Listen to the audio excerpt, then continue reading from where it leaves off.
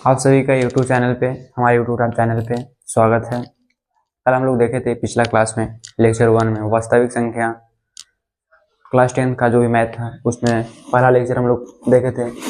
आज पढ़ेंगे हम लोग दूसरा लेक्चर। कल डिस्कस किए थे संख्या के बारे में कि संख्या होता क्या है, वास्तविक संख्या क्या होता है, काल्पनिक संख्या क्या होता है। आज उसी के बारे में उसके आगे से क्लास हम लोग करेंगे। जो भी बच्चे लोग कल के क्लास नहीं देखे, पिछला क्लास नहीं देखे हैं, बस थोड़ा सा डिस्कशन कर देते हैं, कुछ ज़्यादा नहीं बताए थे। इसी संख्या होता है तो क्या होता है। संख्या सबसे पहले दो प्रकार का होता है, एक होता है वास्तविक संख्या, दूसरा होता है काल्पनिक संख्या।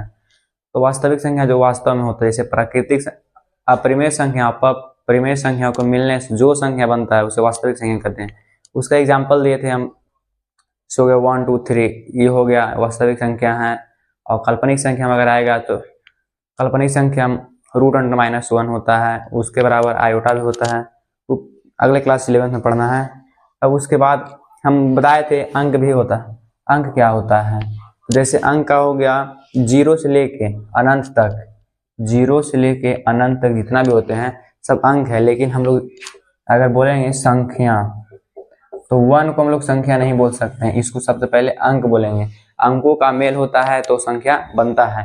जैसे एग्जाम्पल में यहाँ पे देखिएगा 1 हो गया 2 4, 124 है तो 124 हम लोग देखें तो ये जो है संख्या है। लेकिन अगर सिर्फ हम बोले 1 2 अलग अलग लिख रहे हैं 3, तो ये सब जो है डिजिट है, मतलब अंक है, इतना में कोई दिक्कत नहीं होगा। तो उसके बाद उसके आगे हम लोग देखते हैं कि प्राकृतिक संख्या क्या होता है। तो आप लोग बचपन से पढ़े होंगे प्राकृतिक संख्या, अगर नहीं भी पढ़े कोई दिक्कत नहीं है। क्लास 10 में आए हुए हैं, पढ़िए, अच्छा से पढ़िए, क्योंकि आप लोग का पहला पड़ाव है, एग्जाम होगा, बोर्ड एग्जाम, तो पहला पड़ाव है, तो अच्छा से पढ़िएगा। खास करके मैथ में ज़्यादा ध्यान देके पढ़ाई करिएगा। यहाँ पे प्राकृतिक संख्या हो गया, गिनती की जाने वाली संख्या को प्राकृतिक संख्या कहते हैं। डिफिनेशन में कोई दिक्कत नहीं होगा, एकदम अपना भाषा में डिफिनेशन लिखा हुआ है कि गिनती की जाने वाली संख्या को प्राकृतिक संख्या कहते हैं। यहाँ पे ये भी रीजन होता है कि गिनती की जाने, मतलब कैसे हम लोग जानेंगे कि कौन सा प्राकृतिक संख्या है। तो गिनती की जाने जैसे हो गया 1 से लेकर 1 2 3 4 5 6, यहाँ से लेकर मतलब 1 से लेकर अनंत तक, इन्फिनाइट जिसको बोलते हैं हम लोग, अनंत तक। तो 1 से लेकर अनंत तक जितना भी होगा सब हमारे प्राकृतिक संख्या आता है। जिससे हम लोग गिनती करते हैं कि 1 2 3 4, 1 2 3 4, इसी प्रकार से 1 से लेकर मतलब अनंत तक जितना भी होगा सब प्राकृतिक संख्या में शामिल है, इतना में कोई दिक्कत नहीं। वही यहाँ पे एग्जाम्पल दिया हुआ है, एग्जाम्पल 1 2 3 4 डॉट डॉट इन्फिनाइट मतलब अनंत। तो इसी में जो क्वेश्चन पूछता है क्लास 10 में, ऑब्जेक्टिव रहता है कि सबसे छोटी प्राकृतिक संख्या निम्न में से कौन सा है। ऑब्जेक्टिव टाइप का क्वेश्चन रहेगा कि निम्न में से सबसे छोटी प्राकृतिक संख्या, सबसे छोटी प्राकृतिक संख्या कौन है। यहाँ पे अगर देखें तो हम लोग देखें यहाँ पे 1 से शुरू हुआ है, 1 2 3, यहाँ कहाँ गया है, इन्फिनाइट तक। तो सबसे छोटी जो प्राकृतिक संख्या होगा वो कैसे होगा, 1 होगा। तो इसका आंसर 1 होगा। अगर यही क्वेश्चन पूछता, ऐसे क्वेश्चन अभी तक नहीं पूछा है कि सबसे बड़ी प्राकृतिक संख्या कौन सा है, ऐसा क्वेश्चन नहीं पूछता। अगर पूछता कि निम्न में से कौन सा प्राकृतिक संख्या सबसे बड़ी प्राकृतिक संख्या होता है, तो इन्फिनाइट होता है, मतलब अनंत होता है, इतना में किसी का दिक्कत नहीं होगा। प्राकृतिक संख्या को आप लोग अच्छे से समझ गए होंगे। अब हम लोग आगे देखते हैं कि पूर्ण संख्या का जो होता है। प्राकृतिक संख्या तो जान गए कि गिनती की संख्या को प्राकृतिक संख्या कहते हैं, लेकिन प्राकृतिक संख्या एक रीजन है कि 0 से गिनती नहीं करेंगे उसमें। अगर गिनती हम लोग करते हैं तो 1 से गिनती करते हैं इन्फिनाइट तक, 0 से गिनती नहीं करेंगे उसमें। तो जो पूर्ण संख्या प्राकृतिक संख्या में 0 को शामिल करने पर पूर्ण संख्या प्राप्त होती है। यहाँ पे आप लोग डिफिनेशन से देखें, अगर नहीं समझ में आए तो यहाँ पे एग्जाम्पल से क्लियर हो जाएगा पूरा। तो हम लोग 0 को शामिल कर लें, जैसे प्राकृतिक संख्या में, तो प्राकृतिक संख्या हम लोग क्या लिए थे, 1 2 3 4 डॉट डॉट इन्फिनाइट, यहाँ से लिए थे। लेकिन इसमें क्या चीज का डिफिनेशन बोल रहा है कि 0 को शामिल करने पे, तो 0 को अगर शामिल हम लोग करेंगे, ये नहीं कि शामिल हम लोग पीछे से उधर से करेंगे, पीछे से आगे से हम लोग शामिल करते हैं, तो यहाँ पे होगा क्या चीज, 0 0 1 2 3। इसका डिफिनेशन यही होता है कि प्राकृतिक संख्या में 0 अगर हम लोग जोड़ दिए, अपना भाषा में बोल सकते हैं कि पूर्ण संख्या का डिफिनेशन कि प्राकृतिक संख्या में 0 को जोड़ने पे पूर्ण संख्या का प्राप्ति होता है, इसमें कोई दिक्कत नहीं। इसका एग्जाम्पल हो गया 0 1 2, जीरो से यहाँ से शुरू किए करेंगे। तो अगर हम इसमें पूछे कि पूर्ण संख्या, निम्न में पूर्ण संख्या हो गया यहाँ पे पूर्ण संख्या और प्राकृत संख्या, प्राकृत संख्या, ये दोनों आपको समझने में कोई भी दिक्कत यहाँ पे नहीं होनी चाहिए। एग्जाम्पल के साथ बताए गए हैं, यहाँ तो कोई दिक्कत नहीं होनी चाहिए। ये जो पूर्ण संख्या है इसमें 0 से लेके इन्फिनाइट तक होगा अंक, ये हो जाएगा जी पूर्ण संख्या। प्राकृतिक संख्या में रहेगा तो 1 से लेके इन्फिनाइट तक होगा, वो हो जाएगा जी प्राकृतिक संख्या, इसमें कोई दिक्कत नहीं रहेगा। अब हम लोग आगे देखते हैं कि पूर्णांक संख्या किसे कहते हैं। पूर्णांक संख्या किसे कहते हैं, मतलब पूर्णांक संख्या होता है तो क्या होता है। इसमें से पूर्ण संख्या में से ऑब्जेक्टिव क्वेश्चन आता है कि निम्न में से सबसे छोटी पूर्ण संख्या कौन है। तो इसमें हम 0 से काज किए हैं, 0 को शामिल किए हैं, 0 से इन्फिनाइट तक है। तो अगर सबसे छोटा इसमें होगा तो काजी होगा 0। सबसे छोटी पूर्णांक संख्या कौन है तो 0, और सबसे अगर बड़ी पूछे तो इन्फिनाइट मतलब अनंत। इतना में किसी का दिक्कत नहीं होनी चाहिए। अब इसके आगे हम लोग देखते थे पूर्णांक संख्या। तो पूर्ण संख्या में ऋणात्मक प्राकृतिक संख्या को शामिल करने पे पूर्णांक संख्या की प्राप्ति होती है। डिफिनेशन नहीं समझ में आएगा फिर से देखिए कि पूर्ण संख्या तो यहाँ पे बता दी है 0 से लेके इसमें जो होगा प्राकृतिक संख्या इसमें शामिल होगा तो हो जाएगा पूर्ण संख्या। लेकिन पूर्ण संख्या में ऋणात्मक प्राकृतिक संख्या को शामिल करने पे आपका ऋणात्मक आप लोग को समझ में आता होगा। जैसे हो गया 1, ये तो हो गया धनात्मक हो गया, लेकिन इसी में आगे माइनस लगा दिए तो ऋणात्मक हो गया। यहाँ पे -1 -2 -3 इस बात जो हो गया ऋणात्मक हो गया। अब यहाँ पे यही इसका डिफिनेशन, लेकिन इसका एग्जाम्पल सब यहाँ पे समझिए। इसी का एग्जाम्पल ले रहे हैं पूर्णांक संख्या का एग्जाम्पल। पूर्णांक तो यहाँ पे सबसे पहले होगा चीज माइनस इन्फिनाइट कॉमा, जैसे हो गया -5 -4 -3 -2 -1, ये तो हो गया। ये वाला जो हो गया पूर्ण ऋणात्मक प्राकृतिक संख्या हो गई इधर वाला। लेकिन अगर इसी का अब आगे देंगे तो 0 1 2 3 4 अब यहाँ इन्फिनाइट तक जाएगा, यहाँ तो कोई दिक्कत नहीं। तो इसमें अगर क्वेश्चन देखते हैं हम लोग कि सबसे छोटी पूर्णांक संख्या कौन है। सबसे छोटी पूर्णांक संख्या का जो होगा इन्फिनाइट मतलब अनंत। तो अनंत अगर होगा तो काज में होगा ऋणात्मक में। अगर पूछेगा सबसे बड़ी पूर्णांक संख्या कौन है तो प्लस में इन्फिनाइट, कोई दिक्कत नहीं। इतना में किसी का दिक्कत नहीं होना चाहिए। अब यहां से हम लोग देखेंगे n प्राकृतिक संख्याओं का योग क्या होता है। ये हो गया का फार्मूला हो गया। इसमें 1 नंबर वाला क्वेश्चन जैसे ऑब्जेक्टिव क्वेश्चन हो गया मैथ में, तो यहाँ से पूछता है डायरेक्ट क्वेश्चन। एक बार क्वेश्चन आया था कि n प्राकृतिक संख्याओं का योग क्या होता है, तो इसमें ये फार्मूला रहेगा तो बन जाएगा आराम से। जैसे हम एक एग्जाम्पल लेते हैं कि प्रथम 25 प्राकृतिक संख्याओं का योग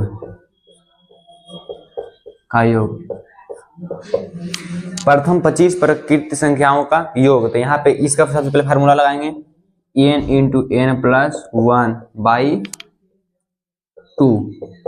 तो यहाँ पे हो गया n, तो n हम लोग यहाँ पे किसको मानेंगे 25 को मानेंगे, क्योंकि प्रथम n प्राकृतिक संख्या। तो n उसी कहते हैं जो संख्या गिनती होता है शुरू होता है उसी को मतलब n कहते हैं। यहाँ पे n किसको मान लिए 25 को, यहाँ पे 25 होगा। अब यहाँ पे 25 + 1/2 होगा। अब यहाँ सॉल्व हो जाएगा। इसमें अगर क्वेश्चन इस तरफ से आए तो क्वेश्चन बन जाना चाहिए, कोई दिक्कत इसमें नहीं होना चाहिए। इसमें एक टॉपिक ये हो गया। अब इसमें अगला टॉपिक है कि सम संख्या किसे कहते हैं। सम संख्या किसे कहते हैं हम लोग, विषम संख्या किसे कहते हैं, और सम संख्या होता है तो आखिर क्या होता है। तो सम संख्या आप लोग जानते होंगे कि 2 से विभाज्य होने वाले संख्या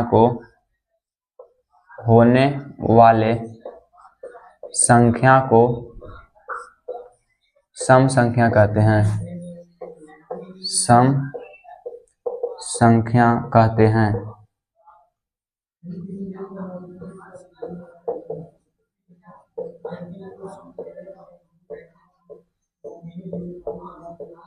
सम संख्या कहते हैं कि जो दो से विभाज्य होने वाले संख्या को सम संख्या कहते हैं। इसका अगर हम लोग एग्जाम्पल देखते हैं कि जो सम संख्या होता है इसका एग्जाम्पल क्या होता है, जैसे मान ले हम लोग यहाँ पे ले लिए एक, तो एक सम संख्या होगा, कभी भी हो सकता है एक सम संख्या, क्योंकि ये दो से विभाज्य नहीं होगा तो एक सम संख्या नहीं होगा। तो कहाँ से देखेंगे, दो से, तो दो, तीन भी नहीं हो सकता है क्योंकि तीन दो से नहीं कटेगा तो तीन भी नहीं होगा। तो यहाँ से हो जाएगा ची 4, उसके बाद होगा 6, उसके बाद हो जाएगा 8, फिर उसके बाद हो जाएगा 10, डॉट डॉट यहाँ पे इन्फिनाइट तक, मतलब अनंत तक। तो 2 से 2, 4, 6, 8 डॉट डॉट डॉट इन्फिनाइट तक हो गया यहाँ पे। अब यहाँ पे क्वेश्चन का पूछता है कि निम्न में से सबसे छोटी सम संख्या कौन है, कि निम्न में से सबसे छोटी सम संख्या कौन है, ऑब्जेक्टिव क्वेश्चन है। तो यहाँ पे सबसे छोटा कौन है, यहाँ पे 2, तो इसका आंसर होगा 2। निम्न में से सबसे छोटी प्राकृत संख्या 2 होगा। अगर यहाँ पे ये पूछता कि सबसे बड़ी सम संख्या कौन सा है, तो यहाँ पे हो जाएगा इन्फिनाइट, मतलब अनंत। अब इसी में एक और क्वेश्चन आता है, प्रथम n जो फॉर्मूला है प्रथम n सम संख्याओं का योग, तो प्रथम n सम संख्याओं का योग होता है फॉर्मूला इसका n इंटू n प्लस 1। इसी पे हम एक क्वेश्चन देखते हैं, जैसे हो गया प्रथम, तो प्रथम 50 सम संख्याओं का योग, सम संख्याओं का योग, प्रथम 50 सम संख्याओं का योग। तो यहाँ फॉर्मूला होगा n इंटू n प्लस 1। तो n हम लोग कितना हो गया 50, यहाँ पे हो जाएगा 50 प्लस 1 51। तो यहाँ पे ये 50 हो गया, गुना में 51 हो जाएगा। यहाँ से इसको गुना करेंगे तो हो जाएगा 5 25, लॉस आए 50 आएगा इसका आंसर। इतने कोई दिक्कत इतना तक नहीं होगा। ये जो होगा क्वेश्चन आता है डिपेंड, वो क्वेश्चन बता दिए, यहाँ तक कोई दिक्कत नहीं होनी चाहिए। अब इसी के आगे आता है कि विषम संख्या किसे कहते हैं। सम संख्या में कोई दिक्कत नहीं होनी चाहिए। फिर से हम एक बार रिवीजन कराते हैं। n प्राकृत संख्याओं का योग, तो n प्राकृत संख्याओं का इसका फॉर्मूला होता है n into n plus 1/2, n into n plus 1/2। इसमें कोई दिक्कत नहीं होगा। अब हो गया सम संख्या, तो 2 से विभाज्य होने वाले संख्या को हम लोग सम संख्या कहते हैं। जैसे 2 हो गया, 4 हो गया, 6 हो गया, 100 हो गया, 50 हो गया, 30 हो गया, ये सब जो है 2 से विभाज्य होगा। लेकिन यहीं पे हम लोग एग्जाम्पल ले लिए, 13 ले लिए, 1 ले लिए, 7 ले लिए, ये सब 2 से विभाज्य नहीं होगा, तो ये सम संख्या नहीं हो सकता है। इसमें अगर आगे क्वेश्चन तो आप लोग से बन जाएगा, पक्का विश्वास हो गया है। अब यहाँ पे हो गया प्रथम n सम संख्याओं का योग, तो इसमें यहाँ पे n के जगह पे कोई भी संख्या दिया हुआ रहेगा, जैसे प्रथम 50 सम संख्याओं का योग या प्रथम 100 संख्याओं का योग, सम संख्याओं का योग, ऐसे क्वेश्चन दिया हुआ रहेगा। उसमें फिर ऑप्शन में दिया हुआ रहेगा, ए में ऑप्शन दिया हुआ रहेगा। जैसे हो गया 50, अभी क्वेश्चन बनाए थे हम, तो 50, बी में हो गया 1250, सी में हो गया 350, डी में हो गया 480। इस प्रकार से ऑब्जेक्टिव क्वेश्चन में ऊपर क्वेश्चन लिखा हुआ रहेगा, नीचे उसका ऑप्शन दिया हुआ रहेगा। इसमें कोई दिक्कत नहीं होगा। क्वेश्चन बना के अगर फॉर्मूला याद रहेगा तो अपने मन में भी बना के डायरेक्ट इसका आंसर टिक कर सकते हैं। यहाँ तक कोई भी अब परेशानी नहीं होनी चाहिए। अब इसके आगे हम लोग देखते हैं कि जो होता है विषम संख्या क्या होता है। सम संख्या में कोई डाउट अब नहीं होना चाहिए। एक बात हम लोग यहाँ पे देखेंगे, जैसे यहाँ पे हो गया, साइड में थोड़ा सा लिख देते हैं -3, -1 और -2। इसमें से सबसे बड़ा कौन है, इसमें सबसे बड़ा कौन है, जो भी बच्चे का थोड़ा डाउट होगा तो यहाँ पे आप क्लियर कर लीजिए। जो -3 है, -1 है, -2 है, इसमें से सबसे जो बड़ा है -1 है, क्योंकि जो माइनस में अगर पावर आता है तो जितना उसको बढ़ता है उतना ही उसका मान कम होता जाता है। जैसे हम लोग लिख दिए 1 2 3, तो इसमें आप लोग पहचान जाइएगा कि सबसे बड़ा का चाहिए 3 है। लेकिन अगर हम आगे माइनस लगा दिए तो इसमें सबसे बड़ा जो है -1 है, क्योंकि -2 है, -3 से भी बड़ा है। यहाँ तो कोई दिक्कत नहीं होनी चाहिए। अब इसको आगे हम लोग देखते हैं, जैसे हो गया 0। इसमें हम पूछेंगे कि 0 बड़ा है कि -1 बड़ा है। इसमें पूछ रहे हैं हम कि 0 बड़ा है कि -1 बड़ा है। तो इसमें 0 है जो बड़ा है, क्योंकि ऋणात्मक संख्या से जो 0 होता है हमेशा बड़ा होता है। 0 का कोई पॉजिटिव या नेगेटिव नहीं लगा होता है। तो माइनस, यहाँ पर ध्यान दीजिएगा आप, -1 से जीरो हमेशा बड़ा होता है, यहाँ तो कोई दिक्कत नहीं होनी चाहिए। अब यहाँ पे हम लोग मिटाते ही थोड़ा जो था बेसिक कॉन्सेप्ट था बता दिए यहाँ पे इसका भी कोई काम नहीं, यहाँ पे हो गया। आप लोग इसको नोट करना है तो आप वीडियो से नोट करते जाइएगा, या आप फिर से एक बार आप वीडियो देख के आप नोट कर लीजिएगा। यहाँ पे हो गया विषम संख्या क्या होता है, तो बस इसी का अपोजिट होता है कि दो वैसी संख्या दो से विभाज्य नहीं होने वाले संख्या को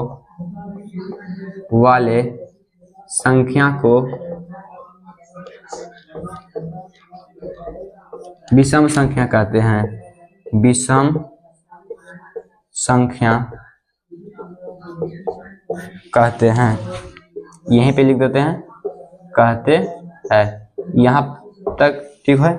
अब इसका एग्जाम्पल देखते हैं कि विषम संख्या का जो एग्जाम्पल होता है, यहाँ पे लिखा दो से विभाज्य नहीं होने वाले संख्या। आप ऐसा सोचिए कि दो से विभाज्य नहीं होगा, जैसे एग्जाम्पल हो गया 1 हो गया, 1 हो गया, 3 हो गया, 5 हो गया, 7 हो गया, 9 हो गया, 11 हो गया, 13 हो गया, 15 हो गया, बहुत सारा एग्जाम्पल है इसमें। विषम संख्या हो गया, इसका एग्जाम्पल हम लोग देखते हैं। तो कहाँ शुरू होगा 1 और उसके आगे हो जाएगा 3, 5, 7, यहाँ पे हो जाएगा डॉट डॉट अनंत तक। कोई दिक्कत यहाँ पे नहीं होनी चाहिए यहाँ तक। अब इसमें क्वेश्चन पूछता है कि सबसे छोटी विषम संख्या कौन है, निम्न में सबसे छोटी विषम संख्या कौन सी है। तो सबसे छोटी विषम संख्या कौन सी होगी 1, और सबसे बड़ी तो अनंत। यहाँ तो कोई दिक्कत नहीं है। अब इसी में जो है कि प्रथम, इसमें तो हम लोग सम संख्या में देख लेंगे। अगर सम संख्या प्रकृत संख्या रहेगा तो n इंटू n प्लस 1/2 होगा। संख्याओं का अगर योग पूछेगा तो अब हम लोग देखें सम संख्या में कि n सम संख्याओं का योग रहेगा तो n इंटू n प्लस 1 होगा, इसमें बन जाएगा। आप देखिए विषम संख्या में क्या होता है, यहाँ पे आप लोग डॉट नहीं रहिएगा। प्रथम n विषम संख्याओं का योग तो n पे पावर स्क्वायर होता है, n का स्क्वायर होता है। जैसे इस पे हम एक क्वेश्चन देख लेते हैं। क्वेश्चन प्रथम 25 विषम संख्याओं का योग, विषम संख्याओं का योग का योग। तो इसमें आप लोग देखिए प्रथम 25 विषम संख्याओं का योग, तो यहाँ पे जो 25 लिखा हुआ है जो ये किसका मान है, n का मान। तो यहाँ फॉर्मूला का चीज बोल रहा है n स्क्वायर, तो 25 का हम लोग स्क्वायर कर देंगे तो 625। कोई दिक्कत यहाँ तक नहीं होगा। अब इसमें एक और रीजन है कि आप तो बता दिए कि जो होता है सम संख्या 2 से विभाज्य होता हो गया सम संख्या, और जो 2 से विभाज्य नहीं होता है हो गया विषम संख्या। लेकिन यहाँ पे एक रीजन तो छूटा हुआ है कि जो 0 है ये सम संख्या है या विषम संख्या है। अब हम लोग यहाँ पे एक कॉन्सेप्ट और देखेंगे कि सम और सम को जोड़ते हैं तो क्या आता है, मतलब सम और सम को आपस में जोड़ते हैं तो विषम या आता है या सम आता है। यहाँ पे हम लोग ये देखेंगे अब विषम और सम को जोड़ते हैं तो क्या आता है, अब विषम प्लस विषम करते हैं तो क्या आता है। यहाँ पे हम लोग एग्जाम्पल की अच्छी से देख लेते हैं, 0 सम है या विषम है।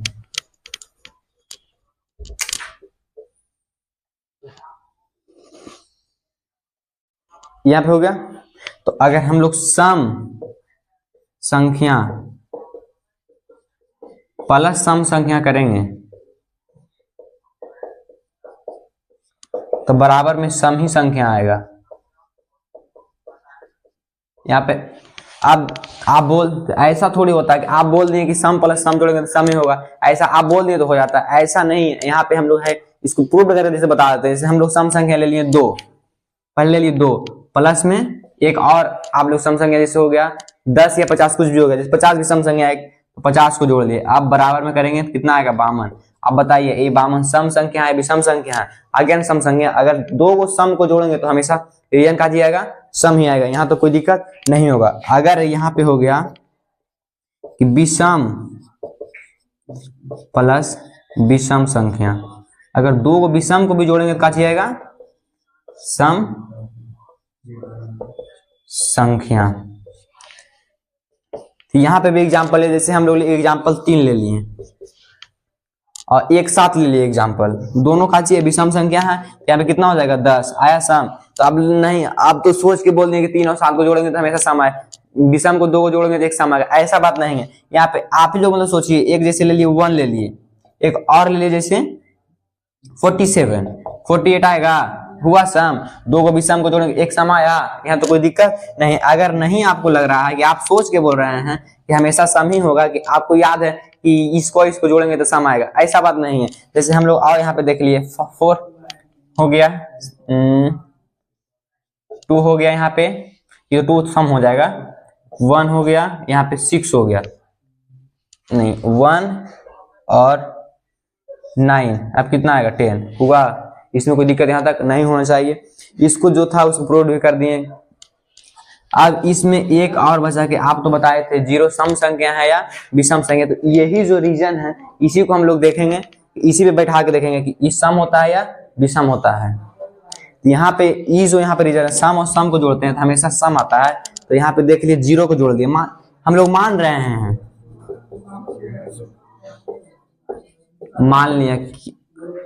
मान लिए कि जीरो सम संख्या मान लिए हैं।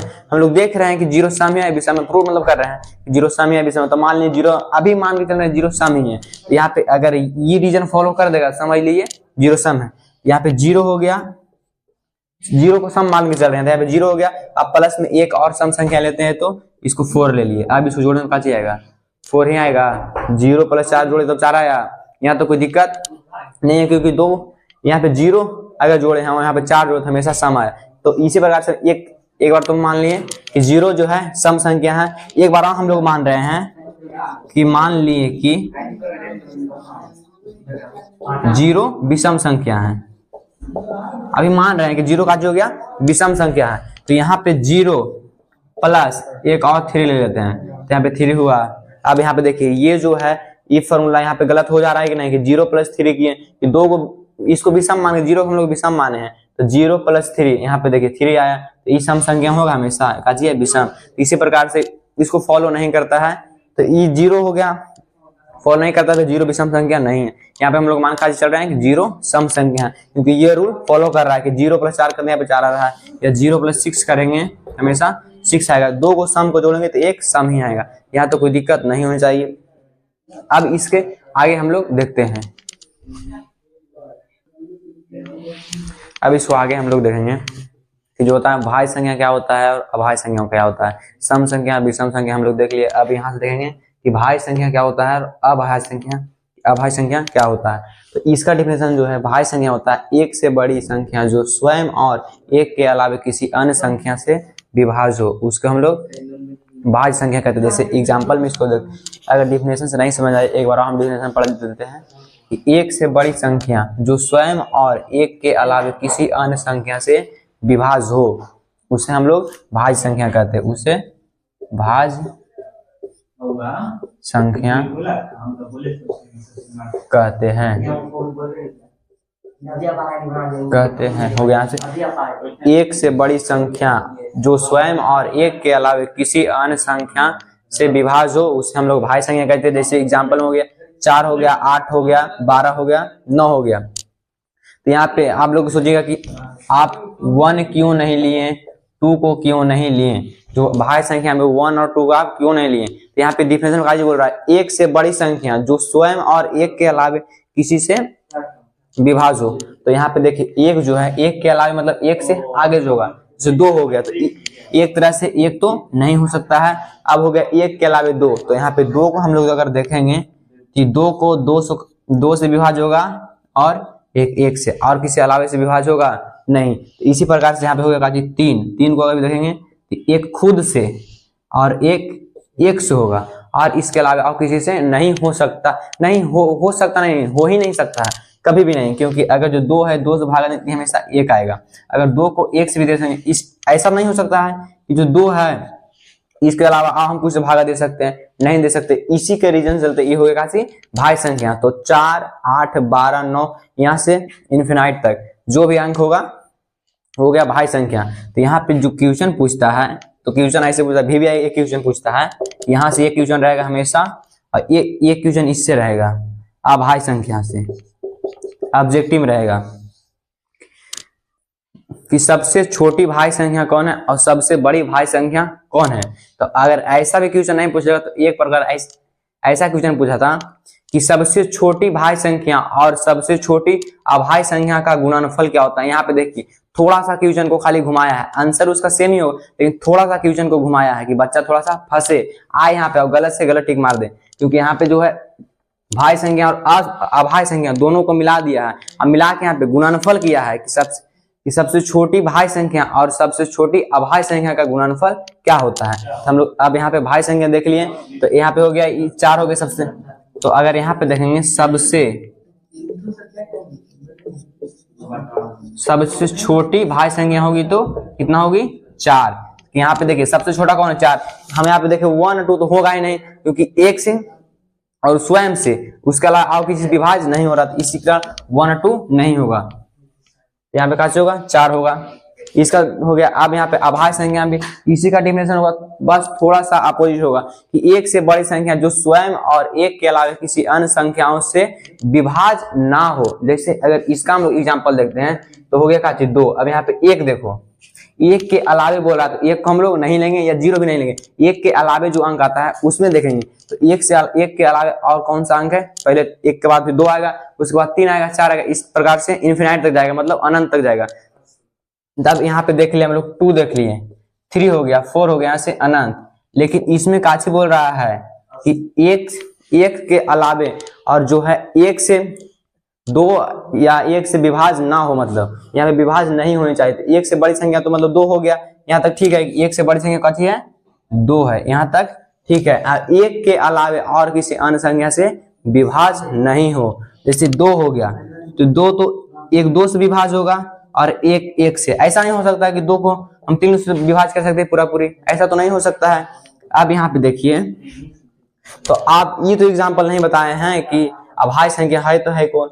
इसमें क्वेश्चन ऐसे पूछता है कि निम्न में से कौन भाज्य संख्या है या निम्न में से कौन अभाज्य संख्या है। अगर पूछ देगा क्वेश्चन कि निम्न में से कौन भाज्य संख्या है, तो इसमें ऑप्शन में 3 गो जो ऑप्शन रहेगा। अगर भाज्य पूछेगा तो इसमें 3 ऑप्शन रहेगा, वो अभाज्य रहेगा, एक ही रहेगा जो भाज्य रहेगा। अगर अभाज्य पूछेगा इसमें से एक जो है 3 गो है जो भाज्य रहेगा, एक जो उसका सटीक आंसर जो होगा उसका वो अभाज्य रहेगा। लेकिन अभाज्य पहचानने में भी कोई दिक्कत नहीं होगा, भाज्य पहचानने में कोई दिक्कत नहीं होगा। यहाँ पे आप लोग देख लीजिए जो होता है सबसे छोटी संख्या, ये क्वेश्चन एकदम वीवीआई आप लोग कर लीजिए कि सबसे छोटी भाज्य संख्या क्या होता है और सबसे छोटी अभाज्य संख्या क्या होता है। तो अगर पूछेगा सबसे छोटी अभाज्य संख्या, तो आप देखिए काची है 2, तो सबसे छोटी अभाज्य संख्या 2 हो गया, और सबसे छोटी भाज्य संख्या तो 4। तो इसी पे जो एक बार हम मतलब पीछे बार क्वेश्चन बोल रहे थे कि सबसे छोटी भाज्य संख्या और सबसे छोटी अभाज्य संख्या का गुणनफल क्या होगा, ये क्वेश्चन पूछा हुआ है 2018 में ऑब्जेक्टिव क्वेश्चन में कि सबसे छोटी भाज्य संख्या और सबसे छोटी अभाज्य संख्या का गुणनफल क्या होगा।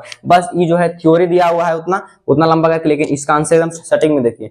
सबसे छोटी भाज्य संख्या, क्वेश्चन को समझिएगा यहाँ पे पहले, सबसे छोटी भाज्य संख्या, तो सबसे पहले छोटी भाज्य संख्या का जो यहाँ पे 4 और सबसे छोटी अभाज्य संख्या का गुणनफल, तो गुणनफल मतलब क्या चाहिए होगा गुना। अब यहाँ पे छोटी अभाज्य संख्या देखिएगा चाहिए 2 है, यहाँ पे 2, आंसर क्या चाहिए होगा 8। यहाँ तक कोई दिक्कत नहीं होनी चाहिए। इसका भी डिफिनेशन नहीं पूछता है, लेकिन इसका एग्जाम्पल एकदम वीवीआई है, एग्जाम्पल से ही इसका क्वेश्चन बनता है कि निम्न में से कौन अभाज्य संख्या है, निम्न में से कौन अभाज्य संख्या है। जैसे एक बार और क्वेश्चन पूछा था कि निम्न में से कौन अभाज्य संख्या है, तो शायद ऑप्शन है उतना ऑप्शन याद नहीं, लेकिन एक आंसर याद है 57 हो गया, बी में 56 हो गया, सी में हो गया 102 हो गया, डी में हो गया 106 मान लिए। इसमें पूछा था कि निम्न में से कौन अभाज्य संख्या है, भाज्य नहीं, यहाँ पहले पढ़ लीजिएगा कि भाज्य है या अभाज्य है, क्योंकि एग्जाम के समय में थोड़ा प्रेशर बढ़ा हुआ रहता है एग्जाम हॉल में।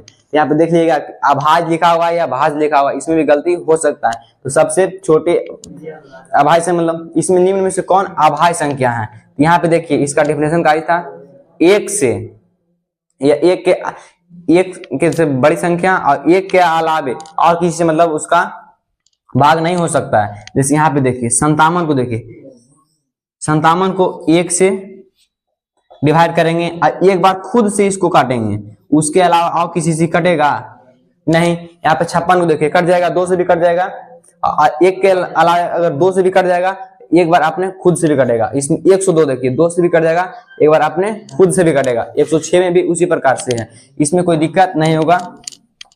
जैसे हम लोग ले लिए 103, 107, ये सब जो है इसका एग्जाम्पल बता रहे हैं। 103 हो गया, 107 हो गया, ये सब जो है अभाज्य संख्या है, यहाँ तक कोई दिक्कत नहीं होनी चाहिए। तो इसी में अगर सब पूछेगा सबसे छोटी भाज्य संख्या तो हो जाएगा 4, सबसे बड़ी भाज्य संख्या तो हो जाएगा अनंत। इसमें भी इसका भी आंसर होगा कि अनंत, सबसे बड़ी अभाज्य संख्या। और यहाँ से एक और क्वेश्चन पूछता है कि 2 अंकों वाली सबसे बड़ी अभाज्य संख्या कौन है, कि 2 अंकों वाली सबसे बड़ी अभाज्य संख्या कौन है। तो यहाँ पे जो है इसका आंसर होगा 2 अंक वाली जो सबसे बड़ी अभाज्य संख्या है, यहाँ पे 97 है। सबसे बड़ी अभाज्य संख्या 2 अंक वाली होगी वो 97 है। यहाँ पे आप लोग देख लीजिएगा कि जितना भी 2 अंक वाला अभाज्य संख्या होगा उसमें सबसे बड़ा है तो कौन है, 97। क्योंकि जैसे हम लोग मान लिए यहाँ पे 102, तो ये तो 2 अंक, 103 ये तो 2 अंक नहीं है, 3 अंक हो गया। अगर मान लिए 1, जैसे हो गया 7, ये तो 1 अंक वाला हो गया। सबसे बड़ी अभाज्य संख्या 2 अंक वाली है तो कितना हो जाएगा, 97। यहाँ तो कोई दिक्कत नहीं है। अब यहाँ से एक क्वेश्चन आप पूछता है कि एकमात्र सम अभाज्य संख्या कौन है। एकमात्र, क्वेश्चन को आप लोग पहले सुनिएगा, एकमात्र सम अभाज्य संख्या कौन है। सम मतलब 2 से विभाज्य हो जाए। यहाँ पे आप एग्जाम्पल देखिएगा, अभाज्य संख्या की एग्जाम्पल क्या चाहिए, 2, 5, 3, 7। तो एकमात्र सम संख्या, तो एकमात्र जो सम संख्या सिर्फ 2 ही हो सकता है। सम संख्या एक ऐसा है जो अभाज्य संख्या है, लेकिन उसको 2 को छोड़ा के और जो भी संख्या है वो भाज्य संख्या हो जाता है। लेकिन एकमात्र कौन सा ऐसा संख्या है जो सम अभाज्य संख्या है, तो इसका आंसर हो जाएगा 2। तो यहाँ पे सेकेंड लेक्चर जो भी है वास्तविक संख्या का यहाँ पे आप समाप्त होता है। इसके आगे हम लोग कल क्लास देखेंगे, कुछ क्वेश्चन आंसर करेंगे, कुछ क्वेश्चन भी बनाएंगे अगले क्लास में। तो यहाँ तक क्लास एंड होता है। आज आपसे यही करना है, आप मन लगा पढ़िए, मैथ में थोड़ा इंटरेस्ट जगाइए, उसके अलावा और कुछ नहीं है।